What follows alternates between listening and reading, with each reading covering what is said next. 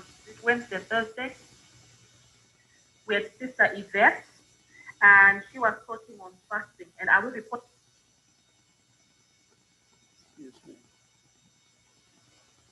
Y'all all over the world, in every country in the world, India, Europe, Asia, Africa, Canada, all of North America, everywhere. So, and that's what your church should be doing. It's available for you to do it. You should be doing this every Sabbath. There's hundreds and thousands of people waiting for y'all to reach them.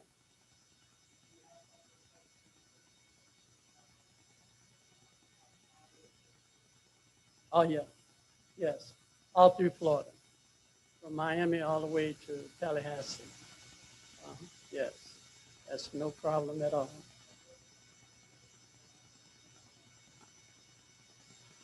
But we can do it Zoom. We can do Zoom. Yeah. You do Zoom. It's free. It don't cost you anything. And it don't take nothing to set up and get it going. I mean, the package I have, I pay for it. But you can get a free package for the church. It's something that, I could discuss with y'all. I'm sure that young man back there, he's very technologically savvy. I'm sure he understands that.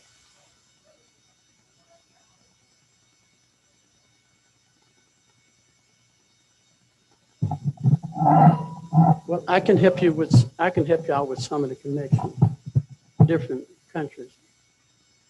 I can tie you into some of them. You can zoom in off of my channel and pick up those people. Okay. Typically, I have my son with me. He's just like this young man back here. And their mindset is for all of this kind of stuff. Okay, we're going to get started.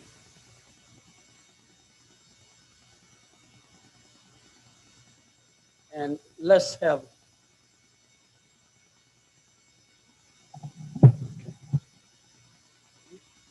a word of prayer.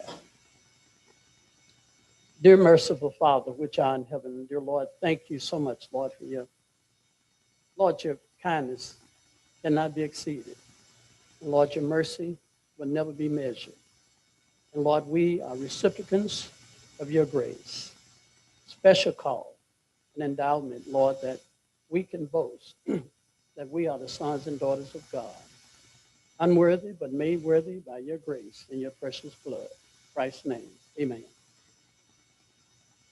Good afternoon to everyone. We're going to finish up what I started this morning. Some areas I wanted to cover, I couldn't do it. Having some technical problems. I'm hoping I can get through this one here because I noticed there's a lot of people with some mobility problems. I have mobility problems, so that is not the principal disease I work with. I specialize in cancer and AIDS and cancer and terminal diseases. That's my specialty. I'm an herbal surgeon. I do thousands of surgeries. Herbal surgery. I don't cut with a knife. I don't do anything like that. I don't cut with a knife. That's not precise enough. I can do it with herbs, and it's more precise with herbs because, and it's a lot safer. So, but it takes a little skill to do it. It's not that difficult once you understand the chemistry behind it. Your body has ability to expel any foreign object out of it. That's why you throw up and you feel better. That's why you have diarrhea and you're getting rid of unused waste toxins. That's the reason why you sweat, you spit, you urinate. Your body is programmed to eliminate toxic waste out of the system. Once you understand that mechanism, you can use it. You get a splinter stuck in your finger, and if you don't get it out, nature will find a way to get it out. It would develop pus around it, fluid. And this fluid would eat away the tissue around the splinter. And so now the splinter is just floating in a little bubble of water. You don't see it, but it has eaten away that tissue around that splinter. It's just sitting there floating. Then it will open up a little hole in your skin and push it out. And so the body is, God has programmed this body to heal itself. Uh, and that's the beauty of it, that we have already been programmed to self-heal. The reason we don't heal as effectively is because we do so much to bring diseasement to the body. So much. We are constantly inundating the body with toxic waste, uh, and many times we don't eliminate properly. The average person should have at least 2 to 3 bowel movements a day, and that's an inconvenience for most of us, to have 2 to 3 bowel movements a day. I mean, one is enough. 2 to 3 really interfere with what you want to do. But it's a normal process. It is a normal process when you.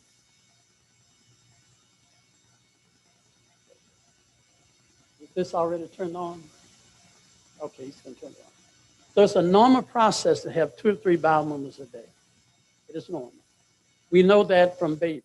You had a brand new baby, you know that baby every time it nurses, it's going to ease itself. And it's in pretty good health.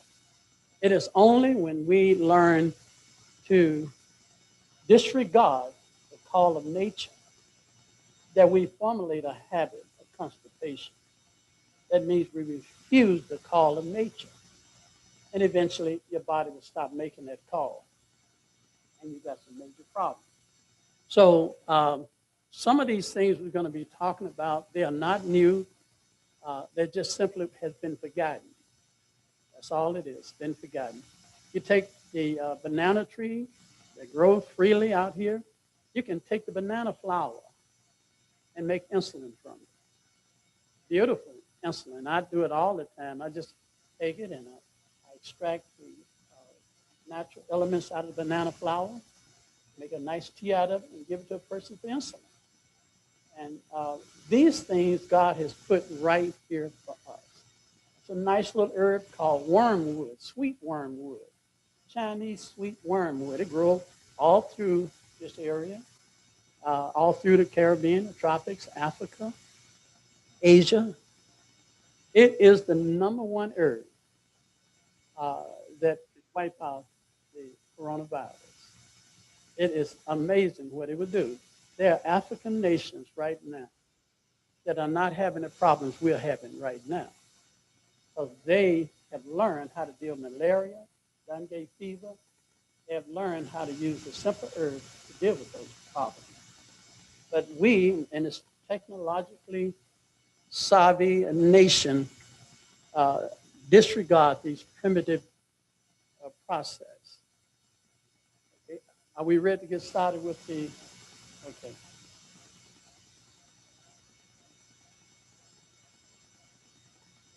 It's up there. Okay.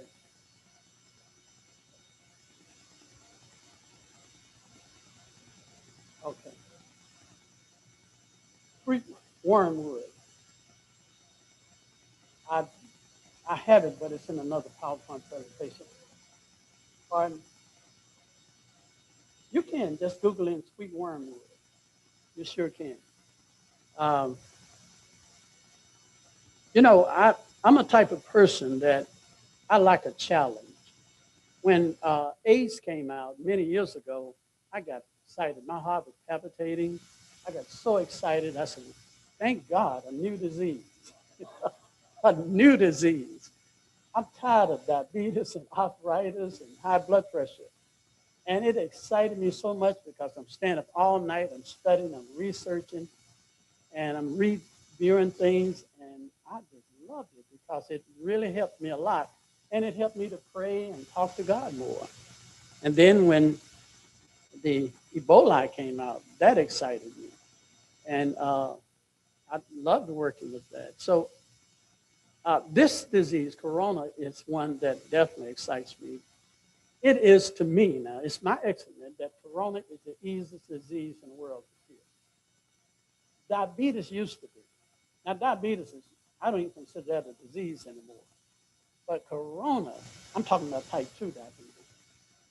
But the coronavirus, if it's not as easy as diabetes, it is so close that they're twin sisters. It really is.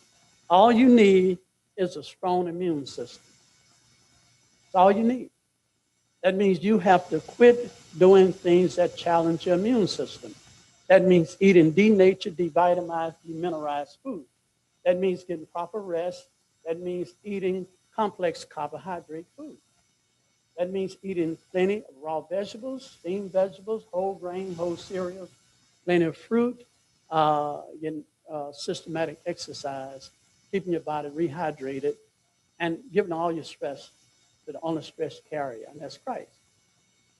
And then by simply doing some simple little things, uh, taking a little extra vitamin C, taking a little lysine, uh, taking a little garlic, drinking some pine needle tea, magnolia leaf tea, sweet wormwood, ginger, turmeric, just doing some of those things, you'll be amazed how you can reverse this condition.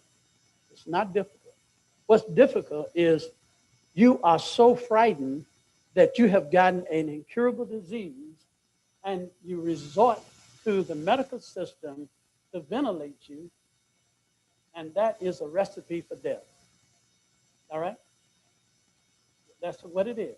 And they have no drugs, they have no medicine as of yet. They're working on a vaccine that can reverse this problem. Let's pray that vaccine works. So let's look at it. I don't want to get too far into corona because I love talking about it, but I didn't come to prepare to deal with that. Spirit told me to deal with some of these problems for mobility. The motor neuron nerve disease, MS, Lou Gehrig's disease, Parkinson's disease, and let's look at these neurological diseases and see can we get a better understanding. This is part 2. This morning was part 1. The first thing is never give up. I don't care what your problem is, never give up. And you will be challenged to give up. You really will. You get so frustrated and that you really want to quit and say it's incurable. And then when you reach that point, the devil come to you and say, well, look, it runs in your family. Ain't nothing you can do about it. So just eat and be merry and die. And don't ever get caught up into that. Please don't. So, but never, never give up. Fight and fight to the end. Okay? Fight to the end.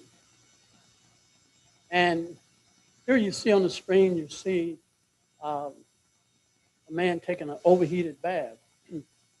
That bath is designed to boost your immune system.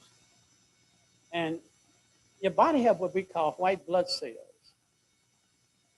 And those white blood cells have what in them we know as immune response, or phagocytosis. They are designed to find anything or everything in the body that should not be in the body. And once it finds it, it is its job to get rid of it. I have a quiz to ask you as you look at this man in this tub. When God created Adam, he created Adam a perfect, living, breathing soul. After he breathed in him, he had the breath of life within him. And then God gave him fruits, grains, nuts, and vegetables, fruits, grains, and nuts. And God gave him a perfect environment. Did Adam at that time have white blood cells? That's a funny kind of question, isn't it? Well, he had red blood cells. So did he have white blood cells? He did. He had it. God created man whole, perfectly, in symmetry, in chemistry. But the big problem is man had no need of the white blood cells. He had need of the red blood cells, but he had no need of the white blood cells. The purpose of the white blood cells was to find anything that should not be in the body, toxin and waste, and cytotoxins and chemicals, and you name it, mold and mildew and all that stuff. It didn't exist. But like a loving father, he programmed the body so that when conditions do arrive, it would activate the immune system. Okay? So it was laid in dormant, waiting for the time when God would activate it. Do you understand that? And so when that time arrived, the white blood cells did their job. And so it's like the plan of redemption. When God created Adam, did the plan of redemption existed before the fall? Oh, yes, it did. But was there a need for the plan of redemption before the fall? There was no need. So what activated the plan of redemption? Sin. So sin, the minute sin was conceived and acted upon, it what? Activated the plan. All right? And now, in order for that plan to be executed, there had to be an educational process. And so God had to educate Adam and Eve on the process of regaining their salvation. That was the beginning of the gospel of salvation. And so they had to learn about the Lamb. They had to learn about the shedding of blood. They had to learn that sin cannot be remitted or forgiven without the shedding of blood. At the same token, they had to learn one other principle, that the blood of lambs and turtle doves could not atone for sin. All it could do is to hold it until a just lamb of just sacrifice come forth. It had to be a sacrifice equal in pure and holiness with God, yet it must be man. Ain't that something? It had to be the same holiness as the Father, but it had to be man. Because man sinned, and it cannot be forgiven except man what? Atone for it. But the big problem is we cannot atone for ourselves. Our life is not worthy of the justification of the atonement. We needed somebody that is justified enough that he can what? Erase my sin. And so Adam couldn't do it. He was a sinner. Eve couldn't do it. She was a sinner. So who could do it? God gave his only begotten son. And through that, he was able to what? Implement the atonement. That atonement means the advantment with God. We've been following that prescription ever since to gain that advantment. This particular man here has lost the ability to walk. And he in a lot of pain. And so consequently, we need to work on him to try to get his body back to where it can function properly. And so by simply taking a heat lamp, an infrared, this is a 250-watt heat lamp. It's very hot. And they sell it at Lowe's and Home Depot. By taking that heat lamp and keeping it maybe 12, 13 inches above his body, taking some olive oil and rubbing some olive oil over his skin. The reason I have to put olive oil there is because I'm going to put a solvent on top of it. A solvent means it can penetrate through your skin, into your muscles, into your body. All right? It must be a natural solvent because if it's a chemical one, it's going to have a chemical reaction and a toxic reaction. So by simply taking a substance made from the pine tree called DMSO, lay it on top of the olive oil. The reason you put it on top of the olive oil is because DMSO penetrates so fast that it will irritate the mucous membrane of the skin and make it break out in a rash. But the olive oil serves as a vapor barrier that slows down the penetration, but yet allow it so that there be no irritation. And so a wonderful process in dealing with this condition. I was hoping these videos play. That's why I set them in here to play, but they look like they want to give me some trouble. Here, this man, I had to work with him. And I had to massage those muscles. And I'm trying to increase oxygen and blood flow. Those muscles been laying dormant. And as they lay dormant, calcification set up in the joints. And they calcify. And they're very painful. So we got to help him by manipulating those unused muscles. And I'm trying to tone those muscles. This is what I'm talking about, church. If this church could be trained to do this kind of work, then you wouldn't have to worry about this church. You'd have to find a way to raise the roof. Because the world is a laser house of sickness. And they're waiting for somebody to come along that can help them. And it's going to take some effort, but you can do it. And so I'm working with him, and I'm encouraging him. I'm talking about Jesus to him.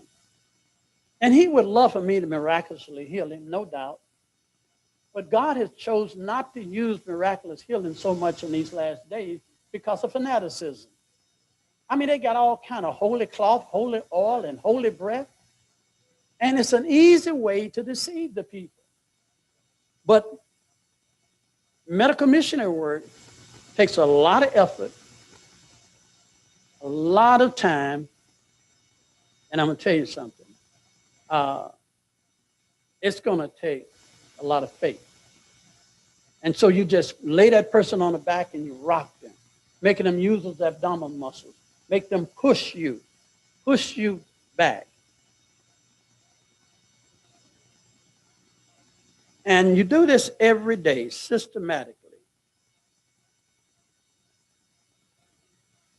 Once again, massaging. Those muscles are tight. They're real tight. And you want to get those muscles rejuvenated.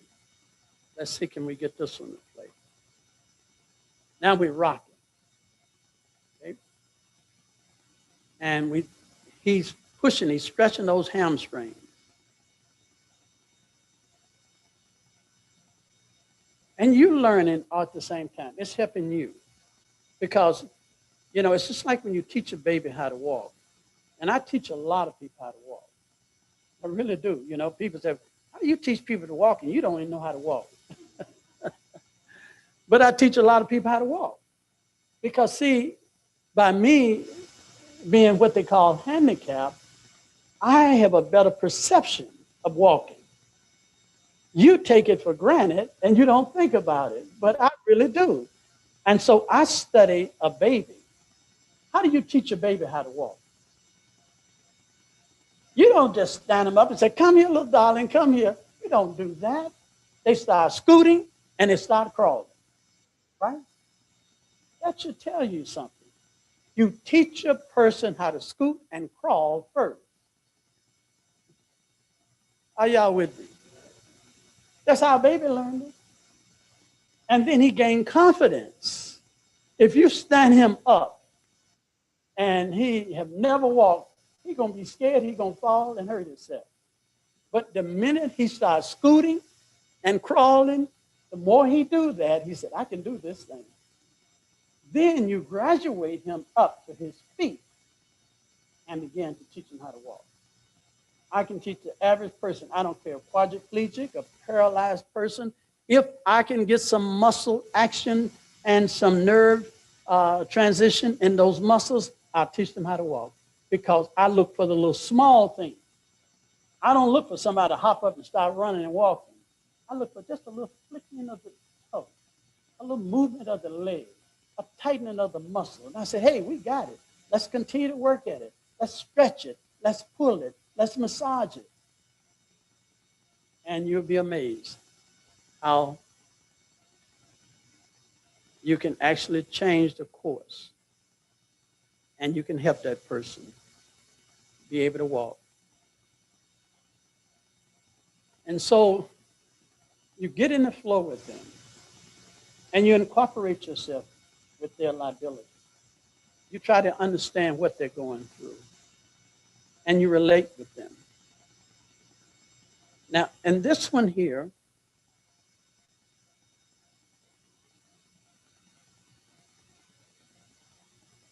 this is where they have a problem with their pelvic muscles and the pelvic bone. And you want to stretch those pelvic bones. But see, when they walk, they walk with a stiff gait. You know what I mean? Wobbling like a duck. That's because they don't want to move those pelvic muscles. See, when I look at a person, I see the rotation of the hips. I can see it.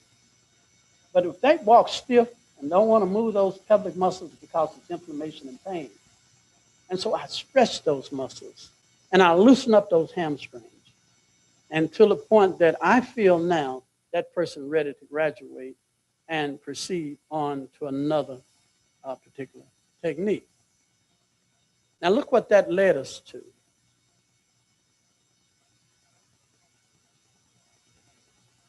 That led us to that right there. And he's what? Riding the bike. My computer's messing up, but you can see him up there. He's riding the bike. And this is gaining more confidence. And this is what you want to do. More and more, as you do this, you find even more ways to increase his endurance, his ability to be able to do the things that he thought he could not do.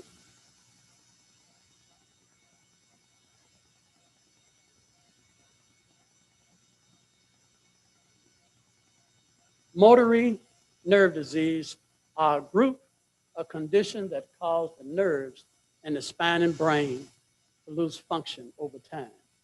That means that either something has obstructed the transmission of nerves or a misuse of the nerve. In other words, you have not been exercising those nerves and they lay dormant. And then you convince yourself, I cannot do it. Anytime you work with a person, you must be a motivational speaker.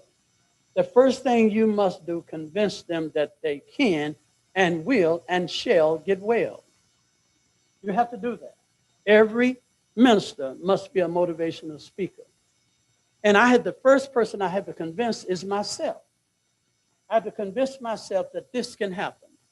And if I can convince myself, I can convince that person. And that's why Jesus said to that man, he said, get up and walk.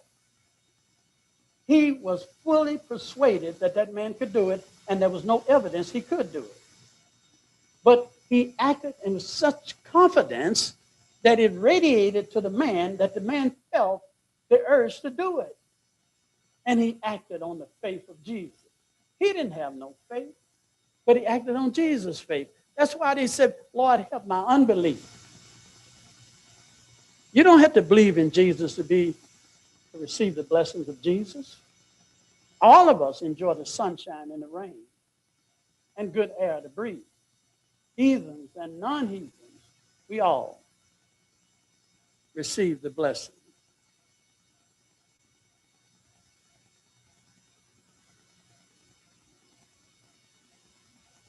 They are a rare but severe form of neurodegenerative disease. That means that's a disease that is affecting your nervous system from your spinal column, and it's affecting the transmission of nerves from spine to your brain. Motor neurons are nerve cells that send electrical output signals to the muscles, affecting the muscles' ability to function. Just like when you plug up electrical circuit, that electricity runs through the wall and to your component or your lamp or light or whatever it is, and it turns it on. It's the same thing with the human body. Once the human body is hooked up, if there's a short circuit, then it will not be able to transmit a message that you are to move your hand, you are to get up and walk. It won't be able to do it. That's because there is a malfunction in the electrical current. So you must find that blockage or that misconnection, and you must what? Fix that problem, just like an electrician would do it. And you can do that. We know that the electrical current in the human body is generated by our fatty acids. With a depletion of fatty acids, we will not have good nerve transmission. And we know that in order to have good nerve transmission, we must have a balance of B vitamins. B vitamins are our nerve vitamins. We know that our B vitamins are made in the colon, and if our colon is a cesspool of filth and waste, it can interfere with the manufacturing of good B vitamins. And that can cause some problems. So that means that if you're severely constipated, you're going to be nervous, jittery. You can't rest. You're anxious. It may be in your bowels. Motor neuron disease can appear at any age, but symptoms usually appear after the age of 40. And it affects more women than men. I think a lot of that got to do with, I experienced a little of that this morning. I'm not a very good person with multitasking. I can do one thing pretty good. But if I'm doing 2 or 3 things, I get a misconnection. I was getting all kind of misconnections this morning. I'm trying to do Zoom and Facebook and trying to click it up here. And I said, no, this ain't working here. You know, but women, they're good at multitasking. They can have a baby in one arm nursing, cooking some soup on the telephone and paying bills at the same time. Now, we're not good at that, brother. I know I'm not. It don't work for me. But I believe because they're so good at multitasking, this may be a reason why they can suffer more from anxiety. They're concerned more. Man, so hey, I ain't gonna worry about it. It'll be okay. They're worried about the children, they're worried about the house, worried about the bills, worried about what they're gonna cook. That man said, it's all right. You know what I'm talking about? You remember that lady, that sister that asked Elisha for a son. And she had been kind to him. And he said, there must be something we can do for her. And Gehazi said, Master, she don't have a son, and she would love to have a little baby boy. And so he said, according to the time of life, you're going to have this son. He said, please, don't lie to me. Don't lie to me. And so he said, you're going to have it. And she had that child. And the child grew up and wanted to go out with the other young men with his daddy in the field and reap the harvest. He got out there and he said, Daddy, Daddy, Daddy, my head, my head. And the father said, look, I ain't got time for this. I got to get my crop in. Take him to his mama and let her deal with this. He ain't got no business out here in the first place. Too young. And the child went to his mother, laid his head in her lap, and died. I'm telling you this story because when the daddy found out he was dead, what did daddy do? He wasn't bothered. He was getting his crop in. That mama did not give up. She said, no, I ain't giving up. She said, honey, spare me a wagon and a mule. I got to go see the man of God. He said, it's not the Sabbath and not the new moon. Why you got to go see the man of God? She said, it'll be well. She didn't want to stress him out. She said, I ain't going to tell him because he won't understand. So she told that young man, don't spare for my sake. Go as fast as you can go. He went to the man of God. And Gehazi looked up and saw her, and Elisha seen her. And Elisha said, that's not the Shunammite woman. He said, I perceive something is wrong. He said, Gehazi, go and find out what the problem is. Gehazi went over there, and he said, is it well with your son? Is it well with your husband? She said, it is well. Gehazi came back, and he said, she says well. But she grabbed him by his skirt. And Gehazi tried to what? Thrust her away. And Elisha said, leave her alone. I perceive that something is troubling her, and God has hidden it from me. And you know the end of the story. That lady was determined that she's going to claim the blessings of God. And so Elisha told Gehazi, he said, take this staff I got, run ahead of me. and go as fast as you come. Don't salute no man. Don't say hi. Don't bow. Just go right ahead. When you get there, take this mighty staff that I departed to see, that I've done all against the false prophets of Baal. I've done a lot of things with this staff. He said, you take it, and I want you to lay it on the dead child. I should have thought the power was in the staff. Do y'all think the power was in the staff? Gehazi must have thought it. He went and laid it on the child, and nothing happened. He ran back and said, Master, look, I tried it. It didn't work. He was expecting miraculous healing. Wasn't in the staff. Elisha got there, put everybody out the house.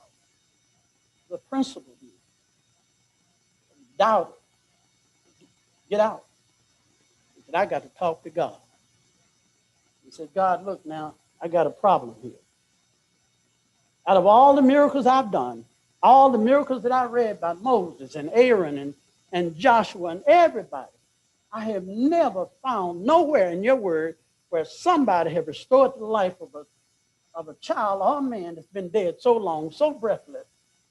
Now, God, I know you, the great physician. Do you know of anyone that have restored the life of a dead child so long? God tarried a moment. There's something about God in tarrying. You know what I mean? He always tarries. Because most people come for the fish and the loaves. You know what I'm talking about? And tarrying tests their will out. And God said, well, I'll tell you what. I remember one case. That was this man that was breathless. He was cold as ice. And I breathed in him my breath. He said, God, don't say nothing else. See, you don't have to tell a man of God everything. Just give him a little urge. He jumped. He said, I got it. He went in and he laid his heavy body on the dead, fragile body of the child. And his heavy body compressed the delicate diaphragm of the child and pushed out the carbon dioxide gases. And then he put his mouth on his mouth and inflated his lungs with his pure oxygen from his body. And his flush of Elisha, being a health reformer, was 98.6. It heated up the dead child. And eventually the child sneezed 7 times. You know, God can do those things. God could have told Elisha, just tell him, get up. But God has chosen in many incidents to use natural means. And we should be thankful he can do it. And so in this particular problem, dealing with Lou Gehrig's disease and MS, it is said that it probably affects about 300,000 Americans at any given time, and with over 5,000 diagnoses each year with Lou Gehrig's disease. And the sadness about it, when you get Lou Gehrig's disease or these motor nerve disease, you only have a short time to live. So I put a couple of these testimonies in there. There was an English physics, Stephen Hawkins. He lived with Lou Gehrig's disease for many decades. And he defied the prediction that you're only going to live a few years. There was another one that was a guitar, Jason Beckers. He also lived many years and had this disease. I said this because some people that are listening to me got this disease. And they've been told they only have a few months, a few years to live. But if you do the right thing, you can defy their prophecy. There are several types of the motor neuron disease. Doctors classify them according to whether they are inherited or not. And you can be born with a disposition for these problems, or it can be some type of chemical reaction can bring about these problems. Typically what happens is your muscles in your neck contracts to the side, and your spine twists, and your body twists all up. and you can't straighten out. And eventually the muscles in your neck die, and you choke and gasp death. But I said this because I know there are many people are listening. I'm working with a case right now that have this problem. And that's why I want to bring this program. I want to give that young lady in the UK some encouragement. But I have to illustrate the tragic of it. But anytime there's a tragedy, there's an opportunity for God to bless. Lou Gehrig's disease is the most common type affecting both upper and lower motor neurons. Neurons in the brain runs to the spinal column. It affects the muscles of the arms, the legs, the mouth, and the respiratory tract. When it affects the respiratory tract, you can't breathe. Your lungs just collapse. The typical lifespan of a person with Lou Gehrig's disease is between 3 to 5 years. And that's pretty much it. But some people can live up to 10 years with proper care. And some people can defeat this disease and live a normal life. We are not looking for palliative care. I never look for palliative care. There's enough medical systems doing that, giving you hospice and giving you drugs to make you sleep. Now, I'm not about that. If I'm going to work with a person, I'm about trying for full recovery. God don't have to do nothing. You understand what I'm saying? I never read where Jesus said, I'm going to half heal you. He never did that. He healed you in the totality. Lou Gehrig's disease can affect your brain, and it can bring tremendous damage to your central nervous system. And it's fatal in most cases. Many times when a person gets this problem, they have choking spells, difficult speaking and eating and swallowing. Symptoms and treatment and diagnosis. Progressive muscle wasting. That means that muscles just waste away, you know, and they lose all strength and ability to move and to function. It's a slow, progressive muscle wasting. It begins with your legs, your arms, and eventually your body.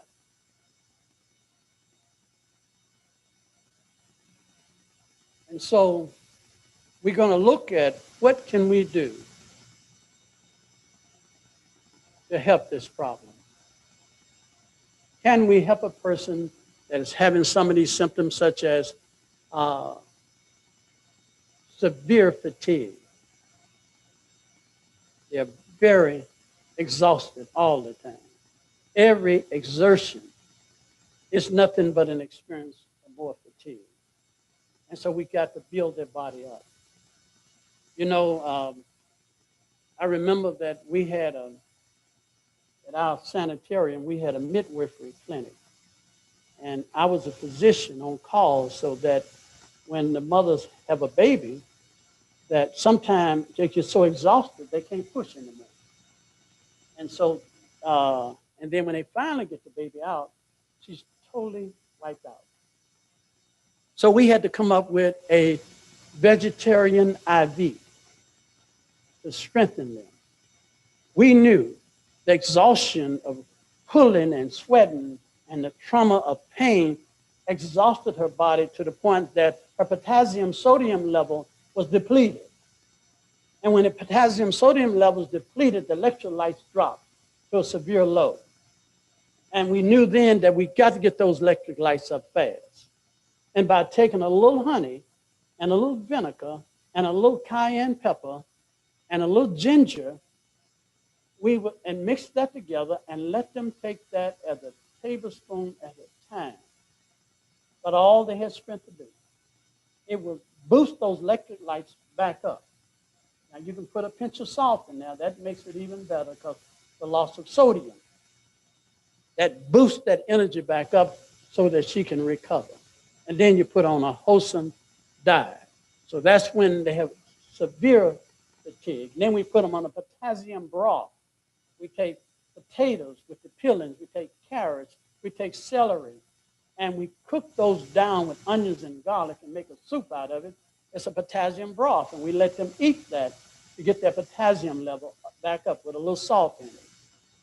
And for the muscle pains and cramps, we simply need to relax those muscles. We take some coconut oil, take about 6 teaspoons of coconut oil and about 5 or 6 teaspoons of cayenne pepper, and we take 1 tablespoon of eucalyptus or peppermint, mix it together, and we simply rub that over the person's muscles that are having cramps and spasms. Then we take that heat lamp and shine over the top of it. That relaxes those spasms. You know, I work with a lot of people that they have lost ability to speak, slurred speech. Can't talk at all. Or can't really talk plain. You can teach people how to talk. They've had a stroke. Now, what you want to do, you want to say, you know, say the word ball, say the word James, say the word Jim, Jack. Don't do that. That's how you think you taught your daughters and children how to talk. They didn't.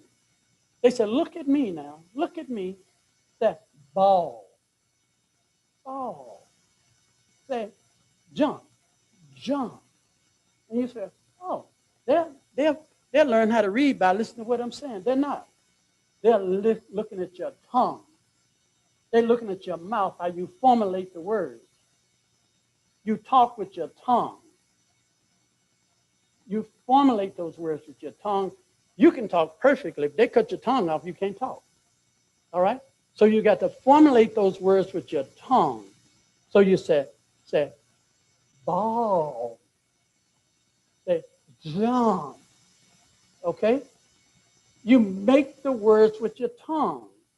You do that repeatedly, you'll teach a person how to talk. Now, I'm exaggerating it so you can kind of get the idea of what I'm talking about. This is physical therapy. Weakness, well, we've seen that the weakness of the arms and legs, that's exercise, that's hydrotherapy, that's massage. Difficult swallowing. I work with people with cancer of the throat, and they have big problems getting enough nourishment in. Sometimes we had to feed them through the rectum. Just had a nurse just last week, had to feed the patient through the rectum. Couldn't drink it. I mean, because of the spasms and because of cancer of the esophagus, had to give it through the rectum. And you can assimilate enough nourishment to keep you alive until you can figure out how to get them to drink.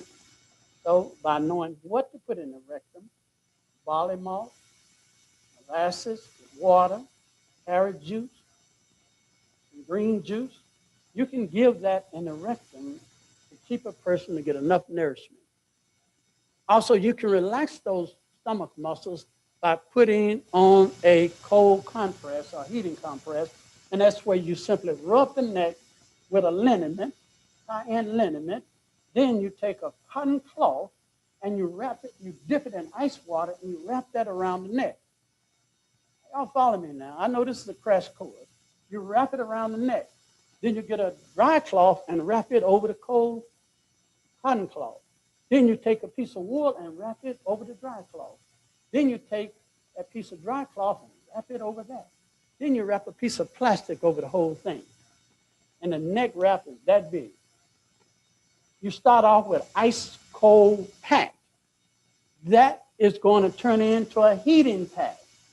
Where do we get the heat from? From the body. That means the body would generate enough heat because the cold is so cold that as it generates heat, it will relax the muscles.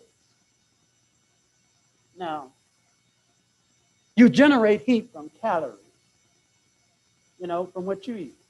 From the calories, you burn calories, and that produces heat. So by doing that, you can relax those muscles in the neck. Trouble breathing, shortness of breath, you can take a tablespoon of menthol crystals, people that are suffering from sleep apnea, people that have asthma, bronchitis, having all kind of problems, blocked sinus, polyps in the sinus cavity, can't sleep, sinus all blocked. You can take a tablespoon of menthol crystals, put it in 1 liter or 1 quart of water, boil it, and set it right next to the bed, and you'll vaporize the room and a person will breathe with ease. It is 10 times stronger than peppermint. It will vaporize that room. If they got blocked polyps, you can take, and please try this one. It's an easy one. They got blocked polyps and you can't breathe. You're breathing out your mouth. You got scar tissues and polyps. Take you 2 drops of DMSO, 1 drop of peppermint, drop that in your nose. And before you can count to 5, you breathe easy. Remember now, DMSO is a what? A solvent. That means it has the ability to penetrate tissue and lumps and tumors and everything else. It will take that peppermint right through that scar tissue and open it up. And you breathe easy. DMSO in water. Yeah, and the peppermint. Yeah, I'll just take a teaspoon of water, put about 2 drops of DMSO and 1 drop of peppermint in there, and pour that in your nose. Yes, you can do eucalyptus, but I'm telling you, I run across a lot of people who do not believe natural medicine works. That's folk stuff. That's witchcraft. That don't work. Then I said, okay, find me somebody out there that can't breathe. And I demonstrated, put that in their nose, and they said, I can't believe they can breathe. Breathe easy. You're going to run across people that want to lose weight. And they say, well, I can't lose no weight. And everybody think I'm a glutton, I'm just overeating. And believe it or not, most obese people eat less than skinny folks. I mean, have you ever seen how skinny people eat? They can pack it down. And you wonder where it's going. And most obese people are so conscious that they are making sure they don't overeat because everybody look at them and say, look at it, look at her. And so they get a little bit. Well, what it is, especially with women, the reason they gain weight is because of sluggish thyroid. Doctors call that a glandular problem. That gland is called your thyroid gland, sluggish, all right? That gland regulates your metabolism. And so with a sluggish metabolism, you don't burn those calories, you store those calories. And you're going to gain that weight just looking at food. And so you got to get that thyroid back going. Now listen. There is an enzyme in vegetables, especially green cabbage, broccoli, cauliflower, bell pepper. There's an enzyme in there called gaudatin, like a goiter. You know what the goiter is. That's why they named it gaudatin, like a goiter. It's an enzyme called gaudatin. When you eat those raw vegetables, and you got hypothyroid, it slows your thyroid down even more. It's the worst thing you could do. Now you're saying, are you telling me that vegetables are bad? No. Vegetables is the most healthiest medicine you can eat. But you got a problem. There's nothing wrong with the vegetables. The gaudatin is slowing your thyroid down. Now, if you got hyperthyroid, that means you what? Everything's quick and fast. And you're eating and you can't gain no weight. You can gobble it. You're not gaining nothing. You're just burning it up. Your thyroid is working too fast. Let them eat plenty of vegetables, raw vegetables, that slow it down. All right? And if you hypo, you want to cook those vegetables and pour the pot liquor off. By cooking it, you neutralize the gaudatin. And you need a little iodine from the seaweed, kelp, dose. And you need an amino acid with that called tyrosine. Because tyrosine converts iodine to thyroxine. So these things, now we can figure out how to help somebody that's gaining weight. You know how I get a person to lose weight? I let them eat the weight off. I do. That's how they gained it. They ate it by eating too much. I'm going to let them eat too much and lose weight. I go get a big mixing bowl. I fill that up with vegetables. And I said, now what else you want? Want a McDonald's? Wendy burger? Yeah, okay then. Set it right beside the mixing bowl. I wouldn't do that, but I'm just saying I get them a veggie burger. And I said, now if you eat that salad, you can have that burger. All right? And most people, when they eat that salad, they don't want nothing to do with that burger. Are you following? They don't want nothing to do with it. That salad will fill them up. And I make them drink 8 to 10 glasses of water. I put them on a good bowel cleanser, and I can get them to lose that weight real easy. And then the next meal, I get them a fruit meal, plenty of fruit, and they'll lose that weight. Keep them on a good exercise program. So eventually a person with advanced stage of Lou Gehrig's disease will need help. Help in eating, breathing, and hygiene. This is where we come in. This is where we must be able to help them. This is where you volunteer to go to somebody's home and say, look, I'll be willing to come and bathe that person. I'll be willing to feed that person. I would be willing to give you a rest so you can go do some things. I'll take care of them. This is the work of the church. We don't want to do this work. But in doing that, you're going to win that family. You're going to win them. Because nobody's doing this work. But it's ready for the church to take hold of this work.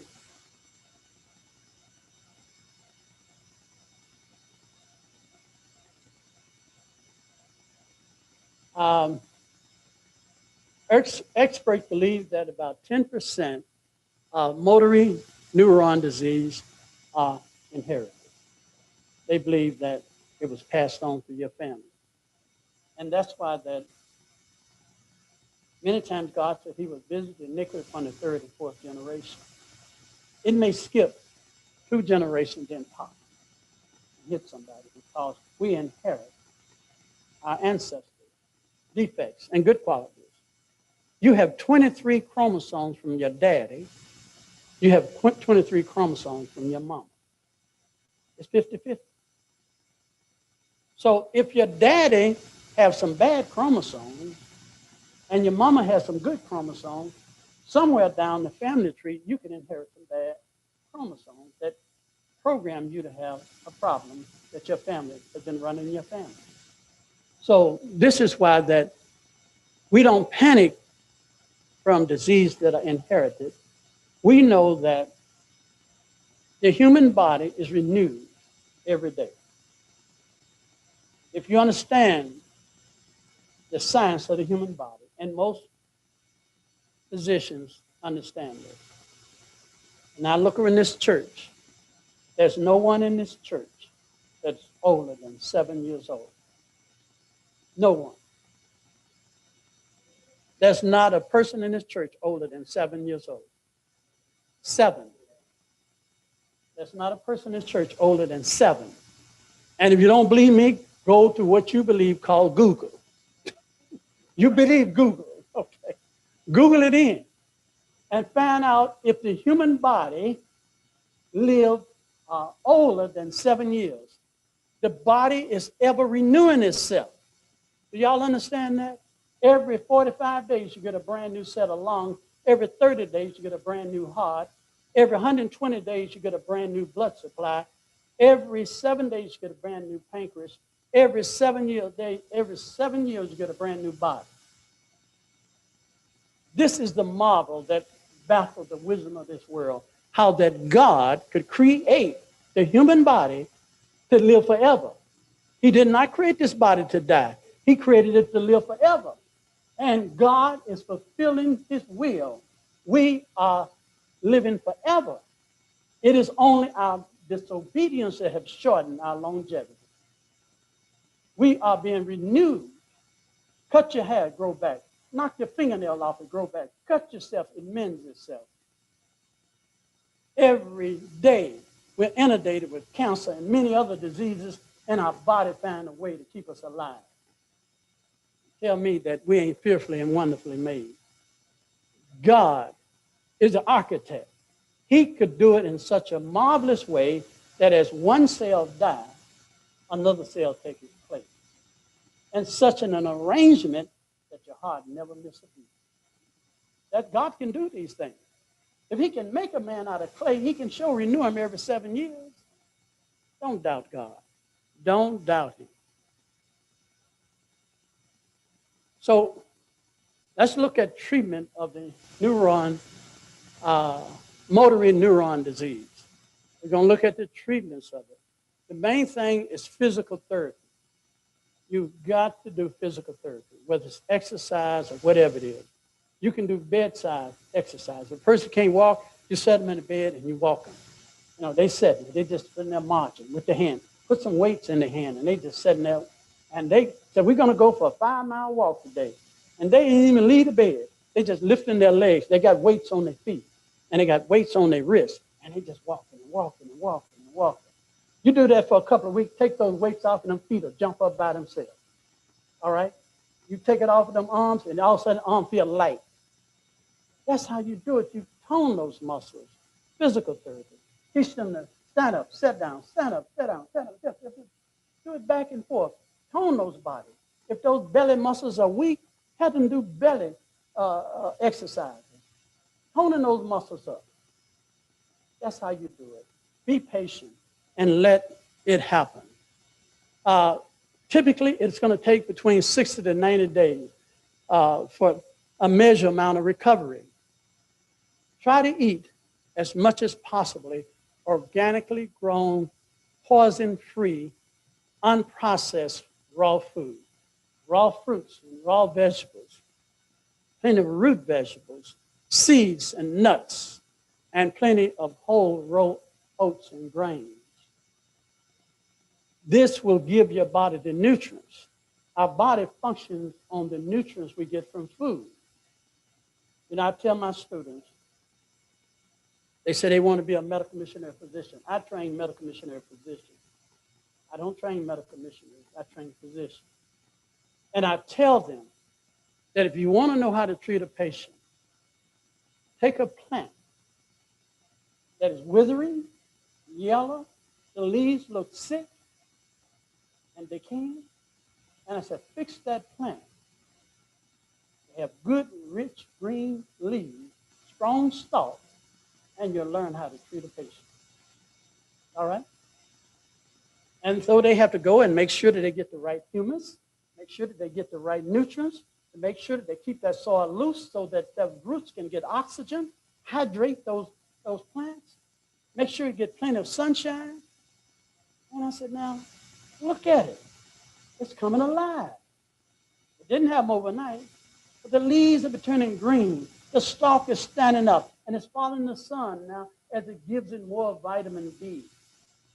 So now take those principles and apply that to the human specimen. Give them good humus, good elements to feed on. Make sure they get oxygenated food and elements. Make sure they get plenty of sunshine, rich in vitamin D. Make sure they get their minerals and vitamins, and you'll be amazed. One thing in dealing with motor neuron disease is not having enough fatty acids. They're going to need different types of oil, wheat germ oil, unprocessed cold pressed oils, unsaturated fatty acids, such as that are found in different sprouts and grains, and they're going to need that. They're going to need flaxseed. They're going to need olive oil, extra virgin. They're going to need that because this transmits messages. This helps in the conducting of electrical impulses. Now, God gave us fruits and berries. They're quite beneficial because they are for our pleasure, our enjoyment. He gave us vegetables for our medicine. Yeah, God knows that. You eat fruits, you say, wow, this is delicious. I don't care much for vegetables. Well, you know, it's our medicine. Now, when did you enjoy eating a bottle of aspirin? A prednisone? You follow what I'm saying? It's the same thing with vegetables. Even though I love vegetables, most people, I'd rather have fruit than vegetables. But vegetables may not taste the same as fruit, but it has a wonderful process it can do in the restoration of the body. So a good short 3 to 5 day fast would help no one. I mean, won't harm no one. Eating pretty much fruits and vegetables, seeds and sprouts. Go on a juice fast for a day or so. That would do no harm at all. One thing you never do not mix your fruits and vegetables together. Now, see, the old people, I guess I'm there now. The old people, they knew the difference between fruits and vegetables. Young people don't know the difference no more. They said that a grapefruit is not a fruit because it produced a flower or this. The tomato is a fruit because, and I'm saying now, wait a minute now. A tomato's a fruit? Yeah, tomato's a fruit because it produces a flower. I said, well then, go get you some mangoes, some bananas, some raisins, and I want you to eat that with your tomatoes. You see, common sense tells you it don't combine well with mango and banana. Are y'all following me? But it combines perfectly well with a vegetable salad. Now, old people know that.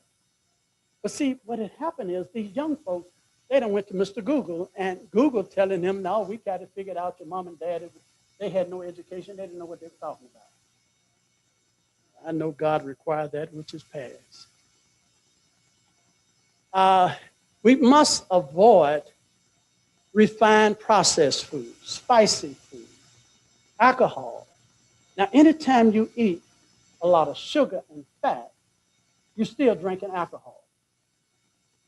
There are non-alcoholic conditions that are developed from cirrhosis of the liver, and they never drank alcohol. All right? They ate a lot of fats and starches and sweets. And that increases your triglycerides, and your body converts this fat and sweet to alcohol. I was raised in Tennessee. It's famous for corn whiskey. I never made corn whiskey, but I know how to make it. They take some corn and some sugar and some water, all right, and start a cooking process and fermentation process, and you can make some real strong liquor from that, all right? So there's some starch, some sugar, and some water.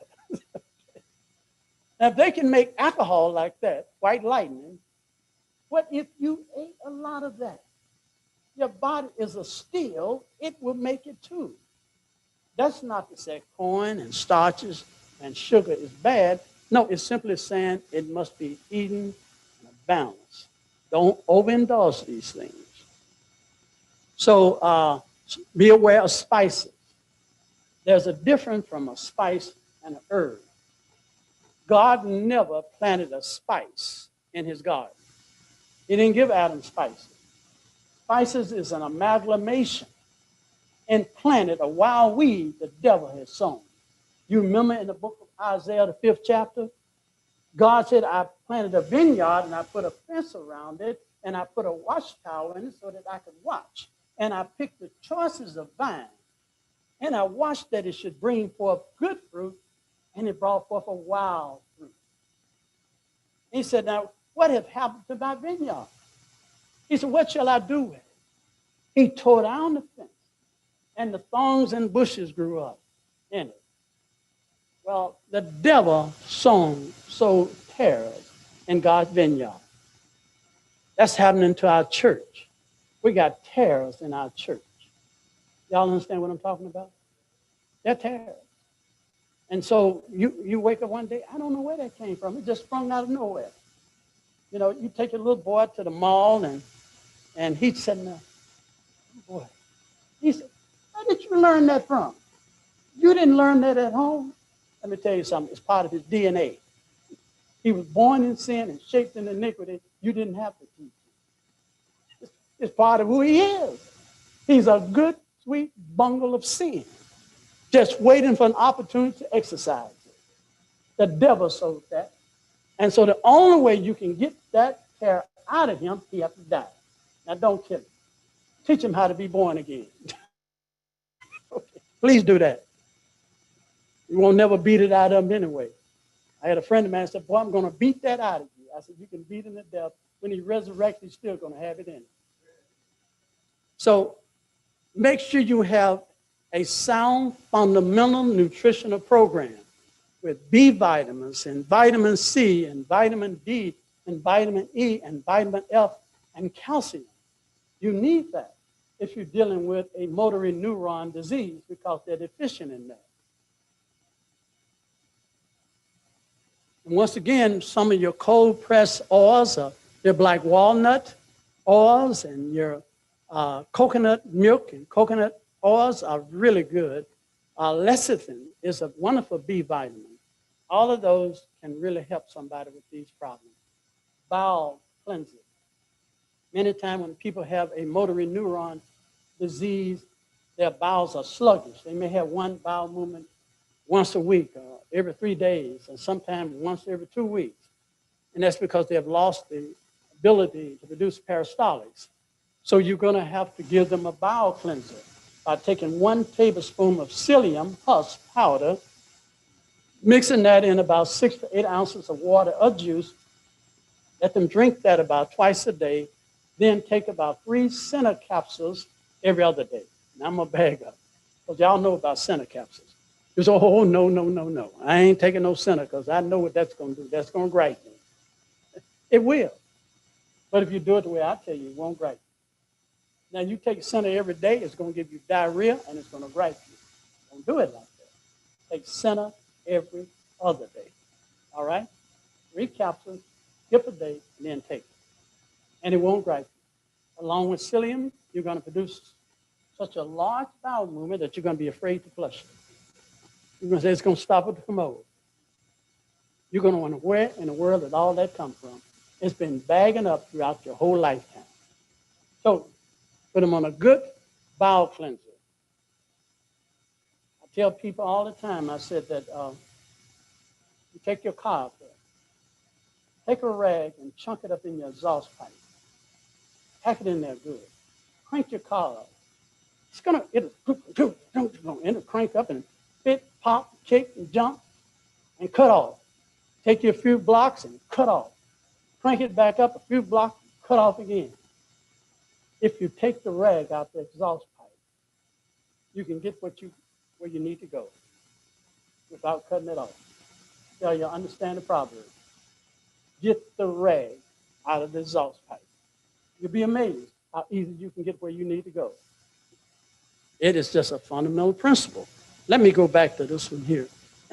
See, can you play this one here? It should play. I thought I embedded these slides, but I guess I didn't. But this is a salt glow. And this is really important when you're dealing with somebody with these conditions because it's a friction salt massage. What you do, you wet the salt, and they look like snow, and you massage that over the whole body. This stimulates the nerves and relaxes the central nervous system. And this is a steam bath. This also boosts the immune system. These things you can do in somebody's house. I don't advocate going by commercial equipment. I don't do that. You know, I don't have commercial showers and commercial steams. I believe in having simple little apparatus that you can arrange in everybody's house. Turn their house into a clinic. And so, and I also give them, I make a liniment using 8 ounces of olive oil, 3 teaspoons of peppermint oil, 6 teaspoons of cayenne pepper, 3 ounces of DMSO. I shake this before each use, and I rub this over the person's body. Fantastic. It will heat up. You ever seen people, they sit in church, and they get ready to get up, and they, oh, my knees, my knee's killing me, my back killing me. Take this liniment right here and tell them to rub it on their knees, and rub it on their back while they're sitting in church, I guarantee you they won't feel that. Mm-mm. It will be like a heating pad the whole time they have it on. Okay? And it would stop that from taking place. This is another one here. It's the DHEA. You take about 100 milligrams daily. If you're taking drugs for thyroid, adrenal, prostate, or breast cancer, or any type of reproductive cancer, then you need to maybe cut back to about half of that or consult somebody that's knowledgeable. This is really good. It helps balance those hormones. The other one is L-Dopa. Take about 500 milligrams of L-Dopa. And you can get this in fava beans, velvet beans. They are really high in dopamine. Now, if you understand that for Parkinson patients, they give them dopamine to stop them from shaking. Well, bananas are high in dopamine, natural dopamine. Fava beans are high in natural dopamine. Velvet beans also very high in dopamine. Maca is high in dopamine. So you can give them this and you don't have to depend on the medication. And it helps somebody that's got Parkinson. It helps somebody that's unstable and they're walking. So these things and many more is what I recommend. It's Mecca. Mecca is so good.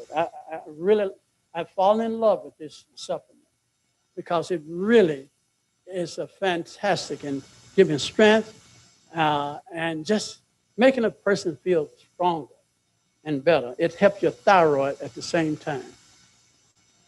So as I bring it to a close, and all this is talking about Mecca, so I'm just going to go right on through this here. You have to determine your dosage. Follow what's recommended on the bottle would probably be the safest right now. But you will not be disappointed if you get to know Mecca. Turmeric, most of us are familiar with turmeric.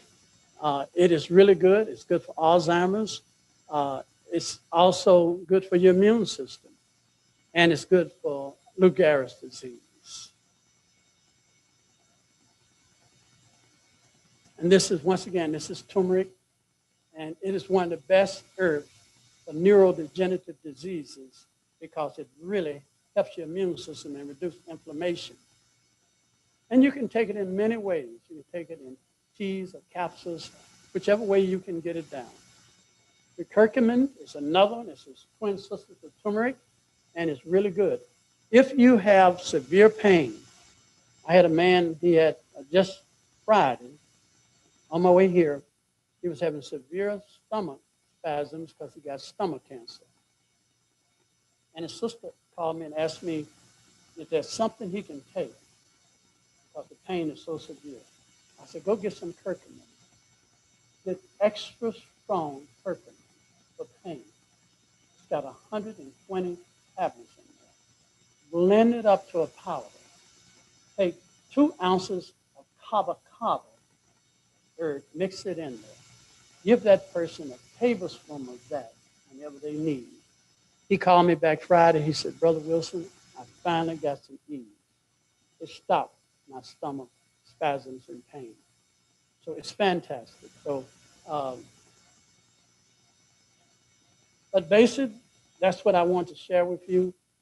And I just pray that you be encouraged to know that in spite of our neglect and abuse of our body, God has a solution.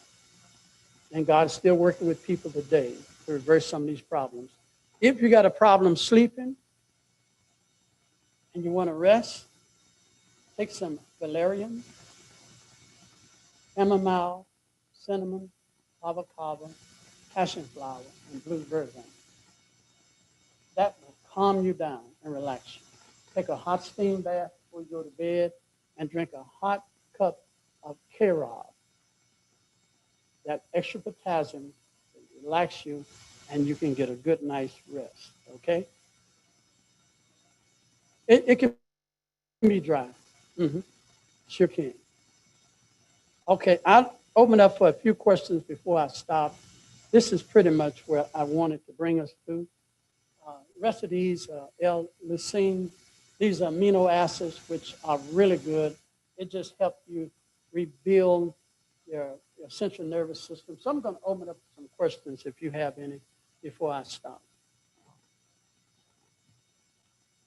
Okay, I'm going to be first because I have the microphone. It would seem to me, Elder, that the medical missionary work might not be suitable for this time, in the sense that we're not going to get the 3,000 in one day. Well, you know, it's an exercise in patience and determination, working with one person at a time. Well, that's always the best. But for everybody working with, you have 3,000 people working with one person at a time, you have 3,000. That's the point. But Ellen White said that as long as time, there'll be need of sanitarium work. So the last work is carport ministry and medical missionary work. So I think it's the most favorable time in the world. I have been the busiest I've been in 50 years during Corona. Since last March, it's been nonstop. I get nearly 1 million hits a year. So, I mean, it is unreal. I mean, if you could see my schedule, you would wonder how in the world are you able to do it.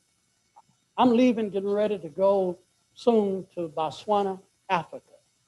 12 African nations over there having me to come over to speak. Me and Stephen Bohr. Some of y'all know Stephen Bohr.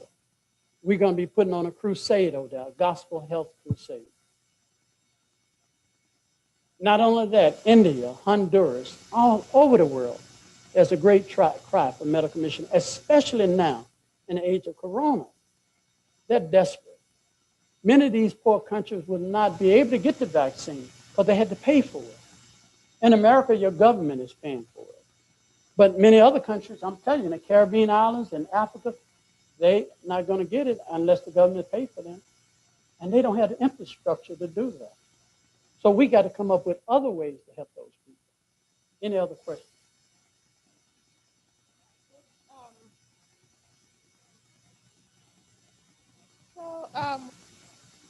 Question here relating to the church. There's still a lot of Seventh-day Adventists who are very skeptical about coronavirus and think it's not a real thing. It's just something that's produced to control society and to have poor religious, challenges. So is coronavirus for real? You know, it is the most dangerous element that I have encountered. It is more dangerous than AIDS.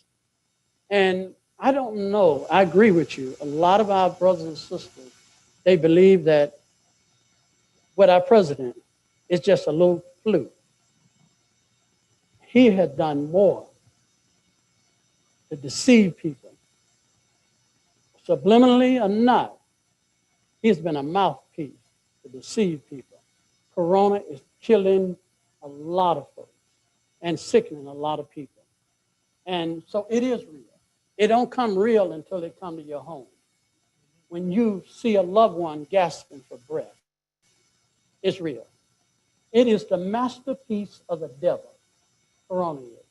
Because you feel good one moment and you're nearly dead the next moment. And you don't think it can happen to you because you said, I'm in good health. That ain't going to happen to me. A lot of the professional athletes are coming down with it. I'm going to tell you something. If it's fake, why is the government shutting down? You think they're shutting down the economy to paralyze the ability to make money? I'm sure the enemy is going to use it as they did the Depression. Your trillionaires and billionaires got rich because of the Depression. And I'm sure your people that's over the pharmaceutical industry going to make trillions and billions of money at the expense of the sickness of the people. But it is real. And I know it for a fact. But like I said, you cannot convince people. You can't convince them to practice social distance. You can't do it because they feel good. And I'm going to tell you something about feeling good. They think the only person how to make you feel good is a doctor, because he can give you a drug and take your pain away. But a dope head, a dope addict, an alcoholic know how to make you feel good. So you don't need wisdom to do that. Feeling is not a criteria for following basic sanitary principles. I tell people, they say, well, Brother Wilson, I'm not going to wear a mask because of I'm not going to wear a mask because of the government's making me wear a mask. And I said, the Bible said, if you have leprosy, he said, put a covering over your upper lip. The Bible said that if a person has leprosy, to quarantine them. The Bible said that. And because the church refused to do it, the stones are crying out and telling us to do it. So, I don't like doing it, but I know it's the safest thing I can do. Okay? I'm not presumptuous, think I'm so healthy I can't get it. No. It's real.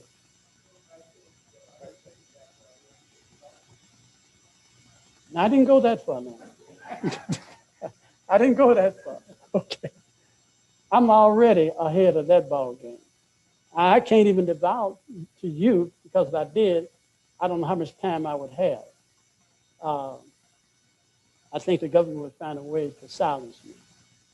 But I've already a step ahead of that.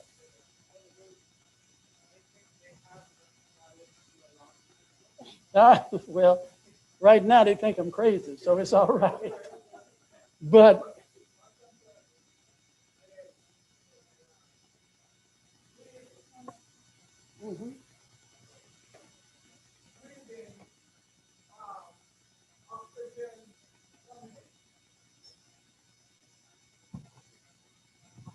The breathing, you breathe, you breathe in oxygen and you exhale carbon. mhm, Carbon dioxide is a poison. it It's is. poison. Yeah, The tree, it goes to the tree that's right. process it, and the oxygen comes in. When you wear that mask, isn't it blocking Yeah, and affecting sending back the carbon into the body to poison the you're body? absolutely right.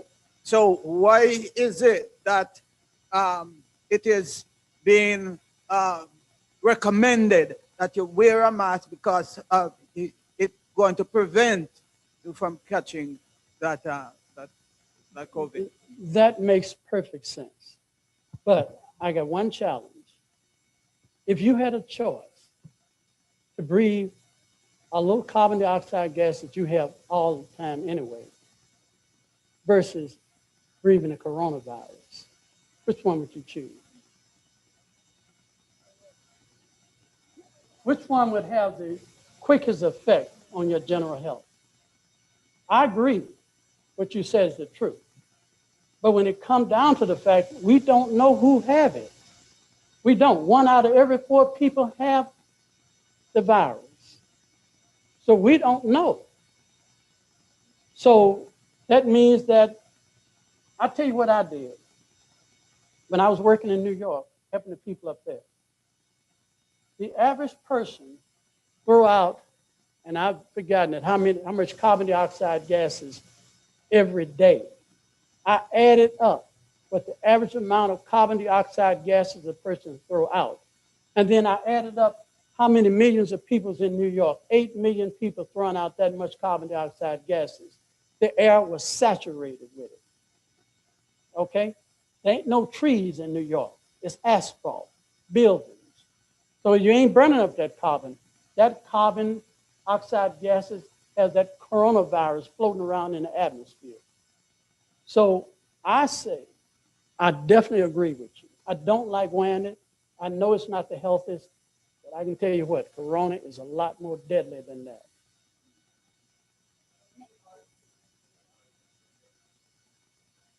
My question is not about corona. The muscles, ALS and MS, does it attend to my, because I have Charcot-Marie tooth, it's a muscle and nerve disease, so should I apply it to me? But you have the same problem I just talked about. Okay. It's the same. It's just a okay. different name. It's the same problem. A Okay. motor neuron disease, nerve disease. Okay. Uh, you, Another one. mhm. No, it's about one coworker of mine. She had the coronavirus, and then when she got better, she came back to work, and she told us she took beets, red onion, and watercress, and mixed it together, and she drank it, and she started breathing. It's like her breathing airway opened up. But you remember what I just said. If your immune system is strong, you don't have to do very much. She could have just drank some onion juice or took a little extra vitamin C, and she probably would have recovered. The key component is if your immune system is healthy. See, that's what I was saying earlier. It's the easiest in the world to cure if you have a strong immune system. If you have a compromising health condition, such as diabetes, heart disease, high blood pressure, it does make it a lot easier for it to cause you major problems because you already have a compromised immune system. But if your immune system is healthy, just the simplest of things, you can overcome it. Yes. With cabbage juice, raw cabbage juice, does it have a side effect? Well, it depends. If you got thyroid problem, hypothyroid, yes. But generally, cabbage juice is very healthy. It's very good for gastric ulcers. It's very good for hyperthyroid. It's very good for your digestive system. So, but if you have a particular problem that cabbage juice could be a problem, it would be. Yeah, because with this case, the person is taking it because of like ulcerated stomach problems, and you're taking it, but then start having feeling discomfort in the throat. So it could. Does this mean they need to be tested for hypothyroid or hyperthyroidism? Well, they should be tested. For both? Yeah, they should be tested. But typically, the cabbage juice is going to neutralize the hydrochloric acids in the stomach. Mm-hmm. The acids in the stomach are too strong, Mm-hmm. and it can burn a hole in your stomach. Mm-hmm. Cabbage juice neutralizes that acid burning. Mm-hmm. And so they probably should just get checked and see why is it causing some other problem. What actually takes place is if you got a gastric ulcers, the gastric juice can upchuck and come up in your esophagus and give you a GERD, acid reflux. Mm-hmm. And so when they drink carrot juice, Cabbage juice. they get to acid reflux. Mm-hmm. And they think, well, the cabbage juice is doing that. No, you have GERD or acid reflux. Mm-hmm. That's a sphincter muscle that separates your stomach from your esophagus. That muscle has been damaged, so now that hot acid is coming up in your esophagus. That's not a problem with the cabbage juice. That's a problem with a hangular hernia or GERD. Another question. Let me tell you what to do for that. Tell that person to go get some super papaya chewable enzyme. Super papaya chewable enzyme. Super papaya chewable enzyme. Oh. Tell them to chew 8 of them at a time. I told her to use it because I'm using it, and that's another story. Okay, my next question for you is what suggestion would you give to a person who needs to gain weight? Well, the first thing I would explore is parasites. I would check out the parasites, and if they have no problem with parasites, I would want to know if they have suffered from a condition called hyperthyroid. As I rule out there's no problem with hypothyroid, I would want to look and read if they got a problem with high metabolism. And so I would try to figure those things out, and then I would balance their diet so that I would increase their calorie intake.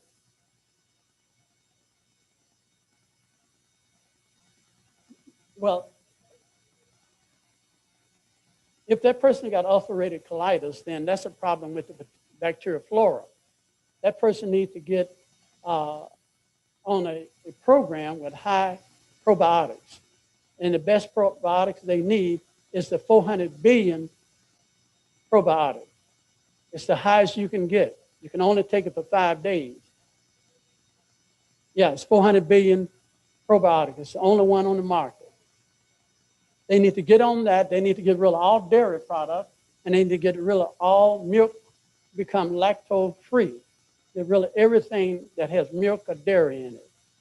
And they need to learn to relax and not be so stressed out.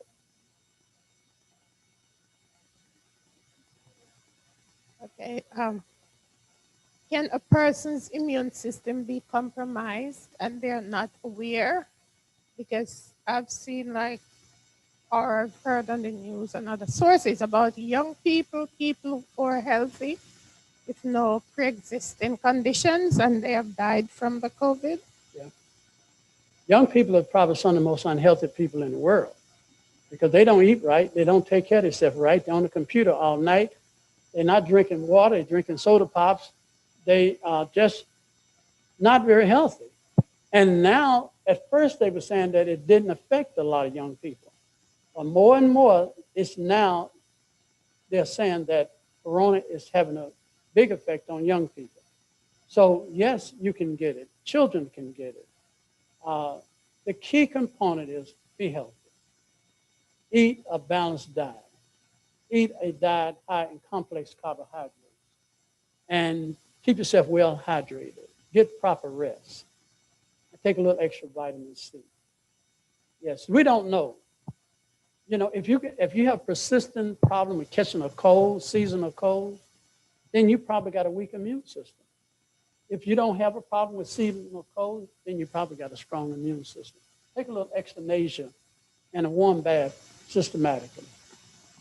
Another question here. You got a question? Hold a second there. As I go, you mentioned papaya leaf this morning and getting the juice from it. Are we going to start destroying our papaya trees? Oh, no, it won't do it. The leaves will come back. I mean, you don't take all the leaves off. You don't need very much of it. They will drop. So you can take those leaves before they drop and put them in a paper bag and punch some little holes in it and put that on your bed or the closet, and it would dehydrate those leaves slowly. They'll stay green. And when you need them, you can make a tea out of it and drink it.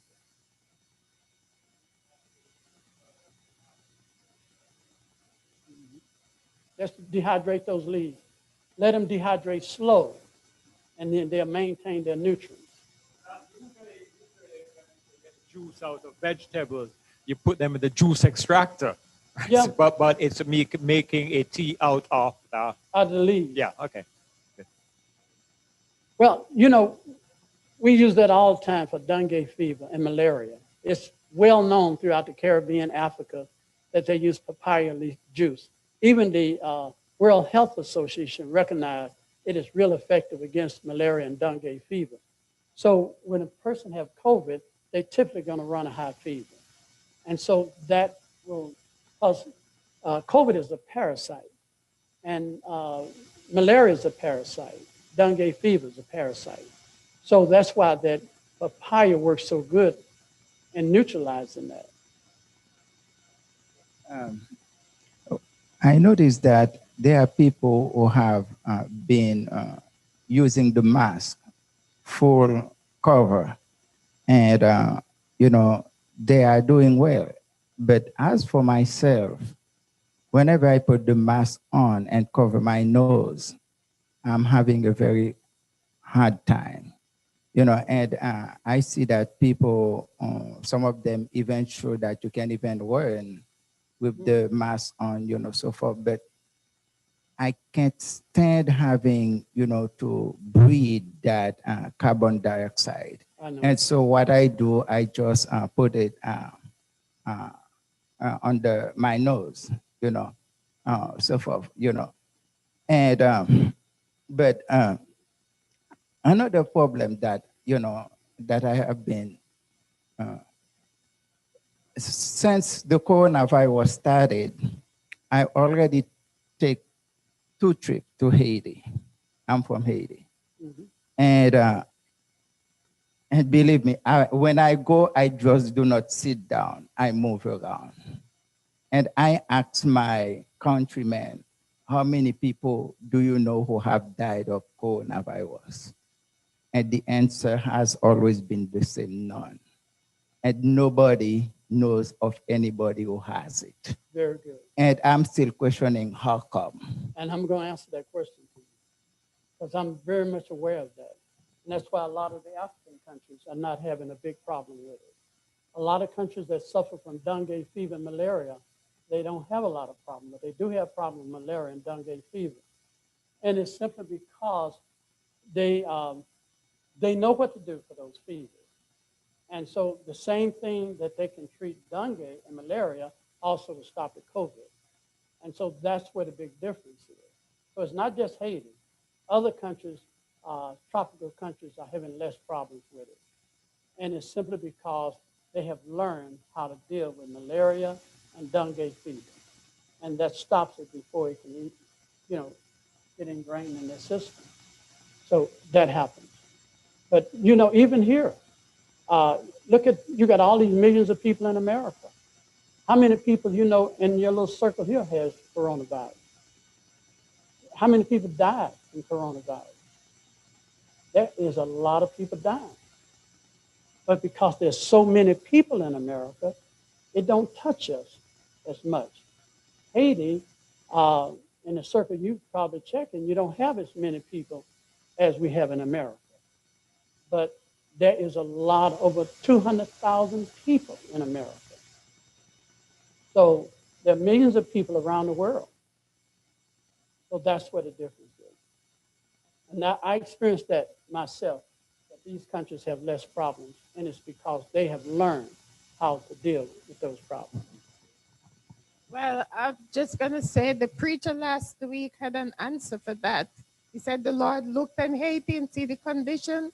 There are no good hospitals. There's no good health care. And so he did that for them. Hey, that's so mercy. I think that's mercy, ain't it? Yes.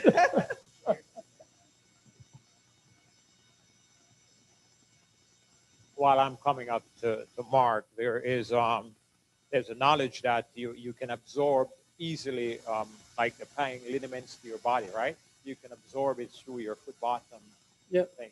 What about around your navel? You can, and as long as you use a solvent, garlic is a solvent, onions is a solvent, DMSO is a solvent. You can put any of that with an herb and it'll absorb to your skin. Mm-hmm. If you use a solvent, it would do it. Well, I was just wondering, I hope you could set me straight here, but it says this virus was handled in Wuhan lab. Right. The previous administration and Fauci funded it, and so they got a animal virus and they replicated it and accelerated the replication until they got a human virus. That's right.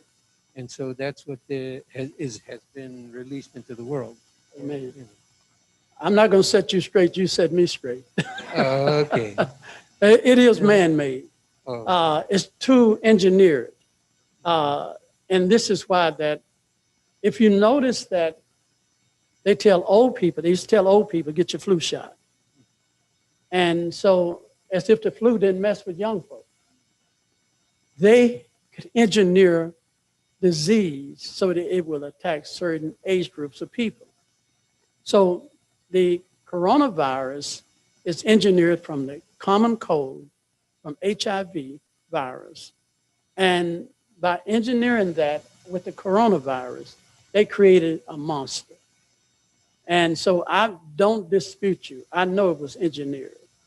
And I worked very close with Waham China. I got Chinese brothers over there that I work with. Matter of fact, I was in Barbados when it first broke out in December. And they called me and asked me, could I come up with a tonic? Because it was out of control. That was back in December. And I started working on a tonic for Wuhan, China. And so, and I was going to go over there. They wouldn't let me go, so I had to get it shipped back to a friend of mine to take some back with him. So, and I just told him how to put it together. So I definitely believe it was engineered. Fauci predicted in 2017 that this administration would have an infectious concern. Well, you know, it's pretty easy to predict because with all those animals and experimentations going on, it was just a matter of time. And if you're eating any animal food, it's going to make it much easier for you to pick up this retrovirus. Okay, then I think we better stop. We have one more question. Sorry. Yeah. Do you think that the coronavirus has anything to do with the upcoming Sunday law? Wow. I'm trying to answer this in a way. I understand the three angels message very well. Y'all met Maurice Berry. He spoke here. He was a student of mine. And nobody in the world know the message better than Maurice. So I understand the message. The greatest test for Seventh-day Adventists is not the Sunday law. It is the image to the beast by which our eternal destiny is determined. The image to the beast is our great test. The Sunday law is the great test for the world. The image to the beast is a great test for God's people. Now, that image is the one that's going to cause us where we can't buy or sell. It is not the paper power, but it's apostate Protestantism in America. That's the image. So I believe that definitely what we have talked about, the time will come when we cannot buy or sell. I believe it has come. I believe that they got us in a box. And I believe that they're not going to force you to take the vaccination. I think you have no choice, except you starve to death. And many of you are not going to starve to death. And you won't be able to have your jobs. You won't be able to go to Walmart. You won't be able to buy and sell. And you will choose to do it. I believe that was a test when they said that churches close your church down. And the ministers closed their church down. I think when they did that, they surrendered their rights to free assembly of worship. They gave those rights up. Once you give it your constitutional rights, then it's gone. Every denomination gave up their constitutional rights for free assembly of worship. We gave it up. They could not take it. We volunteered and gave it up. So I believe definitely this could be used to bring enforcement of the little time of trouble, which we will have countered with the image to the beast, and that will set the stage for the mark of the beast, which is the Sunday law in first. So in other words, this is like a step towards it. It's a step. See, we got to get Definitely. through the image before we get to the Sunday law. And most Seventh-day Adventists don't understand that. They're looking at the Sunday law when the image to the beast is speaking. The image to the beast speaks through his legislative power in Congress. When they legislate laws and enforce those laws and get the church to go along with it, and the church is going along with it because they decreed that the churches should be shut down. And the churches went along with it. When we did that, we gave our rights up. That is the test. And once we show them that in order to eat, we will yield to their dictates, then it's just a matter of time that the Sunday law will come in and say, look, the reason why we're having all these problems is because of not adherence to the law of God. See, the paper power, the Pope is not concerned. He's sitting back with his hand folded. He said, let my little boys, my little children take care of my business. Mm-hmm. He ain't saying nothing. And the Protestantism in North America is his little boys, his children. They doing his beck and will. And once he has reached a certain point, then he'll stand up and say, now look, I got a solution. Okay? I got a solution. You remember that little horn? That little horn, it had a solution.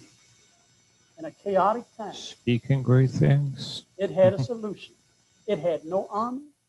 It had no soldiers. It had a concept.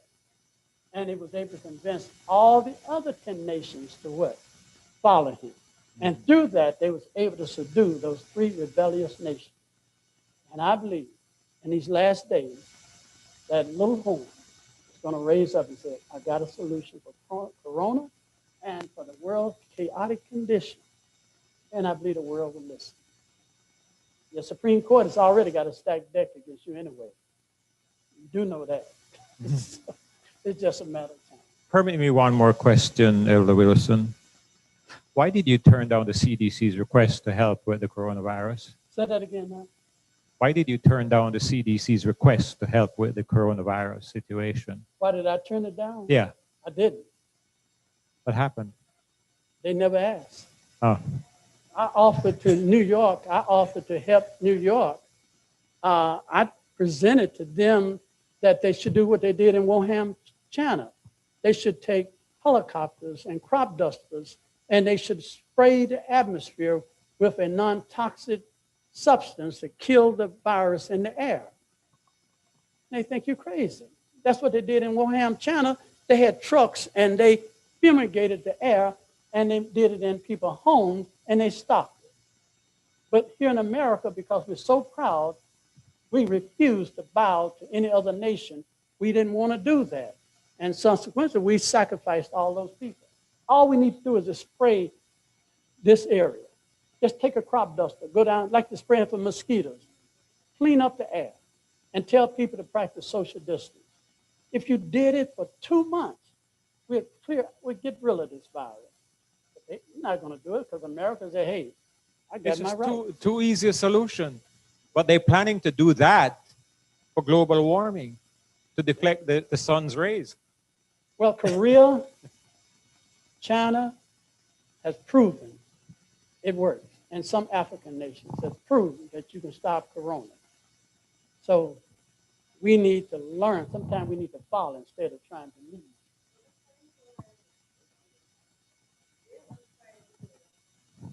Bring this thing down. You're trying to kill people more. Well, So they would not spray anything or the virus. But that's what I understood. They were trying to destroy as many as they could. see, it's the educational system. The man pride himself on wisdom. Unapproved treatments is frowned upon. They're not going to go. It's not scientific validated. They don't want to hear nothing about that. It's got to be scientific validated. And the big problem is the pharmaceutical companies. They're the ones going to make the profit. Look, they could have had a vaccine for AIDS. They could have had a vaccine for, what's this condition for black people usually get? Sickle cell anemia. All these years, they haven't come up with a vaccine for sickle cell. Because who is, Wrong person. thank you, and AIDS. They're not bothered with that. But here in less than a year, they come up with a vaccine that normally takes many years to come up with. Somebody knows something. And they have well put it together. And I'm not telling people not to take the vaccine. I'm not saying that. Because I think God should direct you on what to do. Different conditions going to dictate this different situation. If you do not know what to do, it's better to do something than to do nothing. Now, that's what God called Meserites, the Meseroids. Y'all know who they are, right? They're that group that said, well, I'm not going to do nothing and just sit back and do nothing. We better do like them lepers that came to the Assyrian camp. And they said, if we sit here and don't do nothing, we surely going to starve to death. If we go in, they might kill us or they might give us something to eat. They decided to go in. And when they went in, the camp was cleaned out. They had all the food they wanted to eat. So I'm saying, don't be a Meserot. Say, I'm not going to do nothing. I'm just going to wait and do nothing. That is more dangerous than doing something wrong. If you do something wrong, God can say you're going the wrong way. But if you do nothing, God can't tell you not to do nothing. So I'm not telling you don't take the vaccine. I'm saying you need to talk to God. some people have know what to do to neutralize that vaccine. They know what to do. All right. That's a wrap for us. Thank y'all so much.